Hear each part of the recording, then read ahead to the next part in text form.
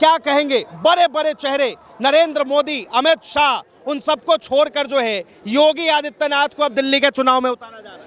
ये दिल्ली के चुनाव में जब उतारा जा रहा है, पहले एमसीडी के चुनाव हुए थे तब भी अमित शाह जी और मोदी जी खुद ये बड़े बड़े चेहरे आए थे, मगर नतीजा क्या निकला आप खुद देख सकते हैं। क्योंकि दिल्ली की जनता को बिजली फ्री चाहिए, पानी फ्री चाहिए, बस की सेवा फ्री चाहिए और उनके बच्चों को पढ़ाने और शिक्षा देने वाला व्यक्ति चाहिए। यहाँ कटोगे बटोगे दिल्ली में नहीं चलता, क्योंकि ज़्यादातर लोग बाहर से आते हैं दिल्ली के अंदर कमाने के लिए, अपने बच्चों का अपना भविष्य बनाने के लिए, दो पैसे जोड़ने के लिए। अगर यहाँ पर भी यूपी वाला राग चलेगा तो वो दिल्ली वाले एक्सेप्ट नहीं करेंगे, वो बिल्कुल नहीं चलेगा।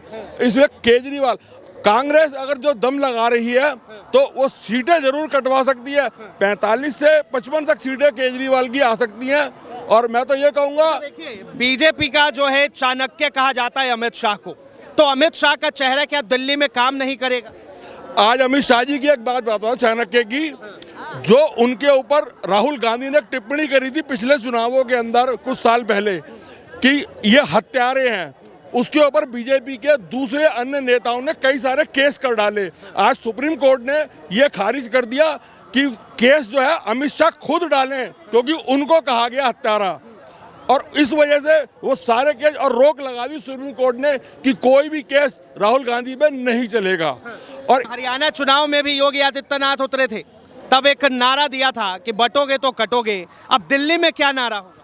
भाई मेरे हिसाब से ये नारा तो वही कटोगे बटोगे का होगा, मगर दिल्ली के अंदर 7 से 8 सीटें ऐसी हैं जहां मुस्लिम बहुल एरिया हैं, बाकी तो है नहीं वो।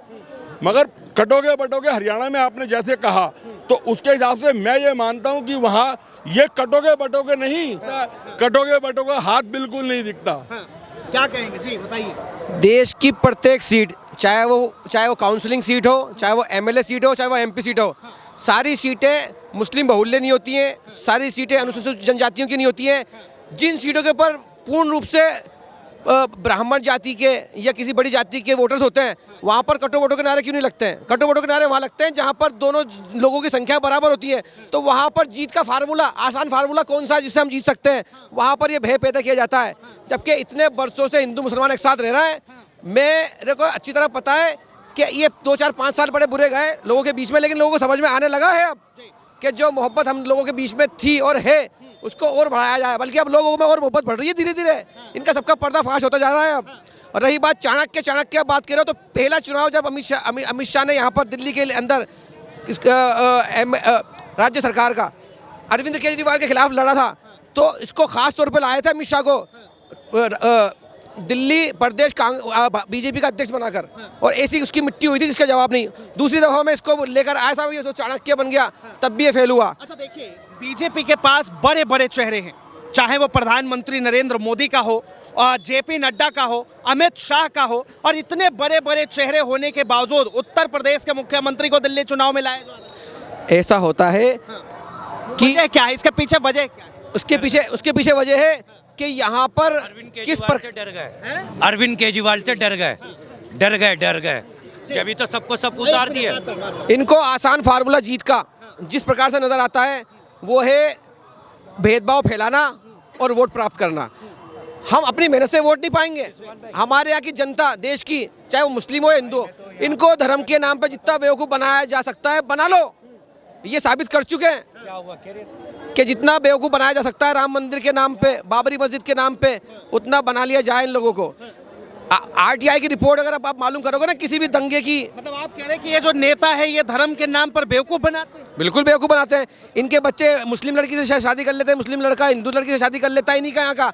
जब तो ये पाक साफ हो जाते हैं, ये कहें तो पुण्य और हम कहें तो पाप, वासा हुआ। इनका खून खून हमारा खून कटर का पानी। गलत बात है ये।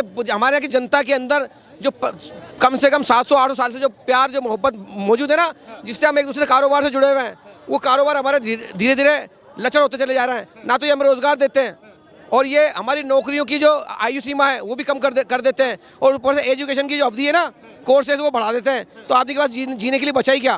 करोड़ों रुपए खर्च करके तो वो क्या दिल्ली चुनाव में मोदी मैजिक चलेगा?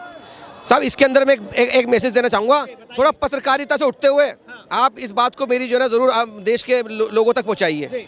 देखिए, किसी भी पार्टी से प्यार नहीं करना चाहिए, सब पॉलिटिकल होती हैं। सबका एक ही फार्मूला होता है कि जीत कैसे हासिल की जाए, वो अपनी पार्टी के सिद्धांतों पे चलते हैं, चाहे वो केजरीवाल जी हो, चाहे वो बीजेपी हो, चाहे वो कांग्रेस हो, चाहे वो अन्य पार्टियां हो। परंतु हमारी जनता है, इसको ये चाहिए कि हम चेहरों पे वोट नहीं दें, क्योंकि चेहरे मॉनिटरिंग नहीं कर पाते हैं बाद में, क्योंकि क्षेत्र होता है बहुत बड़ा। राज्य सरकार का जो विधानसभाएं होती हैं वो विधानसभा पे मॉनिटरिंग नहीं कर सकते। आज आप अपने बेटे के कोई सही नहीं कर सकते तो आप एमएलए को सही कैसे कर दोगे? बर्खास्त कर सकते हो बस, लेकिन बदनाम हो जाता है आदमी। मैं ये कहता हूँ कि चेहरों पे वोट ना दिया जाए, चाहे राहुल गांधी कितने काबिल हो, चाहे मोदी जी कितने काबिल हो। देखो मोदी जी काबिल थे, आए, लेकिन मॉनिटरिंग नहीं कर पाए। और फिर जो आप कह रहे हो चेहरे आते हैं जाते हैं, लेकिन मृत्यु भी तो होती है उनकी। मनमोहन सिंह जी चले गए, अरुण नहीं मेरी पूरी बात सुनिए, अरुण जेटली जी भी चले गए।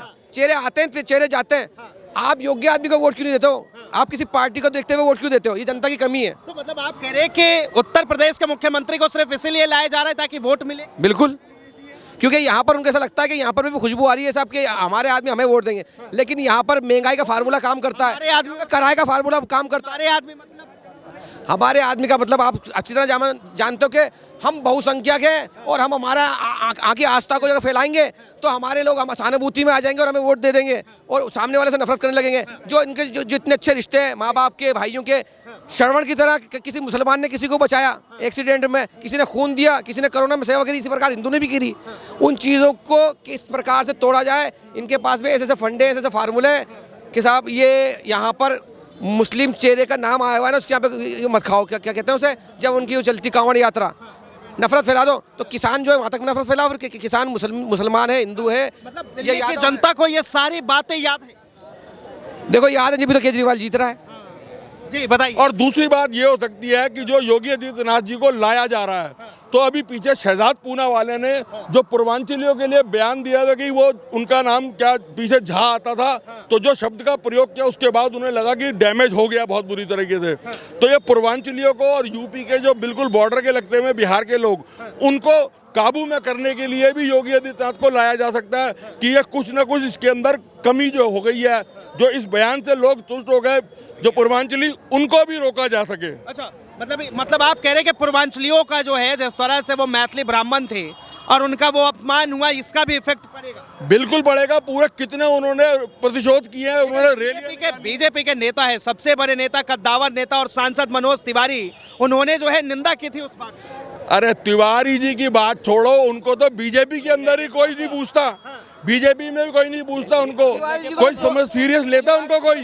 पापा लल्ले के पापा रिंकू के पापा तिवारी जी को तो यही नहीं पता कि बात वो करो। देखो मैं राहुल से भी कहना चाहता हूँ, मोदी जी से भी कहना चाहता हूँ, केजरीवाल से, वादे वो करो जो तुम दे सको, जुमलेबाजी नहीं चलेगी। जो दे सकते हो वो वादे करके दिखाओ, जो दे सकते हो तुम। ठीक है, बताइए। मनोज वाजपेयी को तो यही नहीं पता कि जब पत्रकार सवाल करता है ना उसको जवाब क्या देना। और मनोज तिवारी के लिए कह रहा हूँ मैं, हाँ, मनोज तिवारी जी को तो यही नहीं पता कि पत्रकार जब भी सवाल करते हैं ना तो अंदर से उसका चेहरा साफ बोलता है कि यार ये क्या कह रहा है, मैं इसका जवाब दूँ। दिल्ली चुनाव में योगी आदित्यनाथ को उतारा जा रहा है, 8 रैलियां फिक्स की गई है, क्या कहेंगे? क्यों नहीं, बड़ा नेता है, बड़े नेता है, वो उतरेगा, पार्टी की जीत करवाएंगे। दूसरी बात तिवारी की बारे, मनोज तिवारी की बारे, तीसरी बार सांसद है दिल्ली के, तीसरी बार सांसद है। बात बताइए, अब आरोप लग रहा है, तीसरी बार आई है, तीसरी बार सांसद है। अब आरोप लग रहा है कि बीजेपी में इतने बड़े बड़े चेहरे, चाहे वो नड्डा हो, मोदी हो, अमित शाह हो, और उसके बावजूद भी योगी को बुलाना पड़ रहा है। बिल्कुल बीजेपी का पहला है कि हल्के में हम किसी चुनाव को लेते ही नहीं है। अच्छा। चाहे छोटा चुनाव हो चाहे बड़ा चुनाव हो, हम हल्के में नहीं लेते, लड़के लेते, मेहनत करके ही जीतते हैं। देखिए, कह रहे कि हल्के में नहीं लेते कोई भी चुनाव। देखिए साहब, ये जो दिखता है वही बिकता है, हमें तो ये पता है। जी बताइए।